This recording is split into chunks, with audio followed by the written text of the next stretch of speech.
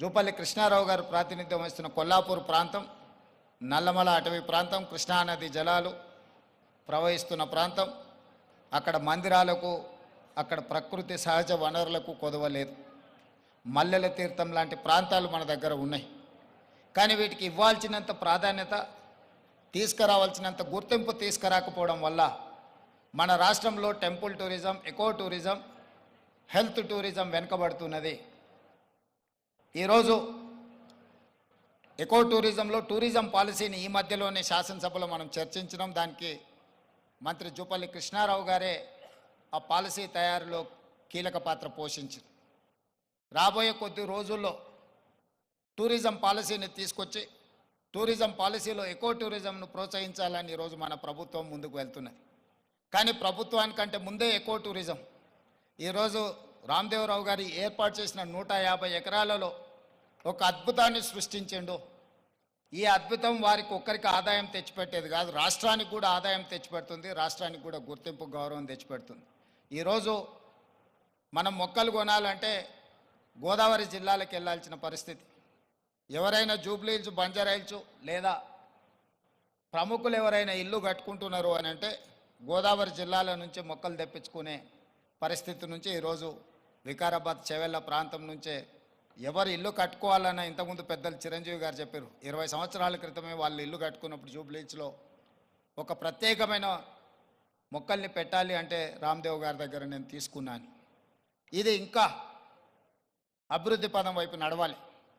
ఈరోజు ఇక్కడ జరిగిన అభివృద్ధి ఇక్కడ మన కళ్ళకు కనిపిస్తున్నది 30%. నేను అనుకోవడం ఇంకొక సంవత్సరంన్నర తర్వాత ఇది ఒక అద్భుతమైన పర్యాటక క్షేత్రంగా మారుతుంది అనడంలో ఎలాంటి సందేహం లేదు.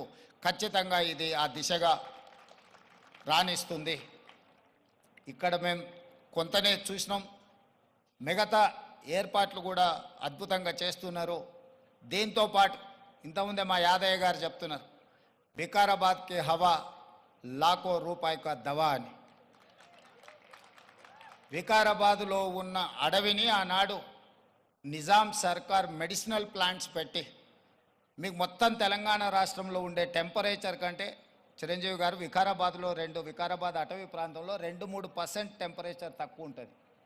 లెప్రసీ వచ్చిన వాళ్ళని వీళ్ళని తీసుకొచ్చి ఇక్కడ వికారాబాద్ ప్లాంటేషన్ అక్కడ వదిలేస్తే 2 monthsలో ఆటోమేటిక్ ఏ ట్రీట్మెంట్ అవసరం లేదు. ఇక్కడ ఉండే ప్రకృతి సహజ వనరుల వల్ల వాళ్ళకి ఆ రోగం నివారించబడుతుంది. గతంలో మెడికల్ ట్రీట్మెంట్ లేనప్పుడు ఎవరికైనా లెప్రసీ వస్తే వాళ్ళ కుటుంబ సభ్యులను ఇక్కడ తీసుకొచ్చి వికారాబాద్లో వదిలేస్తే 2-3 నెలల తర్వాత వాళ్ళని మళ్ళీ తీసుకెళ్తే వాళ్ళు టీబీకి సంబంధించి ఏ సమస్య వచ్చినా ఇక్కడ ఆ కుటుంబ సభ్యులను వదిలేసిపోతే 2-3 నెలలలోనే ఆటోమేటిక్ ఇక్కడున్న ప్రకృతి సహజ వనరులతో వాళ్ళకి తగ్గిపోయేది.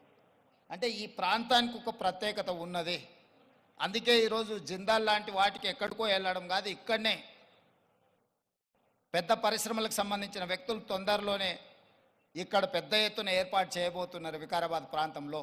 మొన్ననే దావోస్లో అగ్రిమెంట్ చేయడం జరిగింది. తొందరలో వికారాబాద్ ప్రాంతాన్ని ఎకో టూరిజంలో పూర్తి స్థాయి